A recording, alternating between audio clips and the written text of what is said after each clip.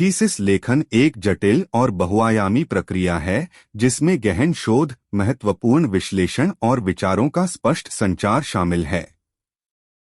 एक थीसिस एक academic paper के केंद्रीय तर्क या दावे के रूप में कार्य करती है, जिसे आम तौर पर परिचय के अंत में प्रस्तुत किया जाता है। यहाँ थीसिस लेखन पर एक विस्तृत नज़र डाली गई है। थीसिस लेखन की प्रक्रिया आपके अध्ययन के क्षेत्र में रुचि और प्रासंगिकता के विषय को चुनने से शुरू होती है।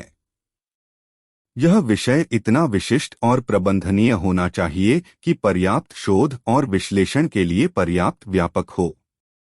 एक बार जब आपके पास कोई विषय हो, तो अगला कदम प्रासंगिक साहित्य, डेटा और जानकारी इकट्ठा करने के लिए गहन शोध करना है। इसमें आपके चुने हुए विषय पर मौजूदा ज्ञान और दृष्टिकोण की व्यापक समझ हासिल करने के लिए किताबों, पत्रिकाओं और एकेडमिक डेटाबेस जैसे विद्वानों के स्रोतों की खोज करना शामिल है। शोध के ठोस आधार के साथ आप अपना थीसिस विवरण तैयार कर सकते हैं। इस कथन को स्पष्ट रूप से और संक्षेप में मुख्य तर्क या दावे को स्पष्ट करना चाहिए जिसका आप अपने पेपर में समर्थन करना चाहते हैं। यह आपके लेखन के लिए एक रोड मैप के रूप में कार्य करता है, आपके शोध और विश्लेषण की दिशा का मार्गदर्शन करता है। अपना थीसिस कथन स्थापित करने के बाद आप अपने विचारों को व्यवस्थित करने और अपने पेपर की संरचना करने के लिए एक रूपरेखा विकसित करेंगे।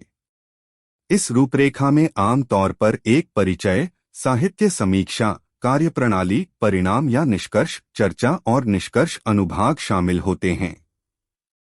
वास्तविक थीसिस लिखने में आपके शोध के साक्ष्य द्वारा समर्थित स्पष्ट, तार्किक तर्क का उपयोग करके अपना तर्क प्रस्तुत करना शामिल है। पूरे पेपर में सुसंगतता और सामंजस्य बनाए रखना आवश्यक है, यह सुनिश्चित करते हुए कि प्रत्येक अनुभाग समग्र तर्क में योगदान देता है और थीसिस कथन का समर्थन करता है।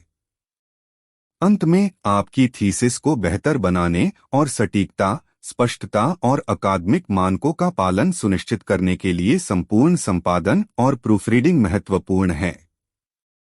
संक्षेप में, थीसिस लेखन एक कठोर प्रक्रिया है जिसके लिए सावधानीपूर्वक योजना, व्यापक शोध, आलोचनात्मक सोच और प्रभावी संचार कौशल की आवश्यकता होती है। यह एक महत्वपूर्ण विद्वतापूर्ण प्रयास का प्रतिनिधित्व करता है और आपके क्षेत्र में ज्ञान की उन्नति में योगदान देता है।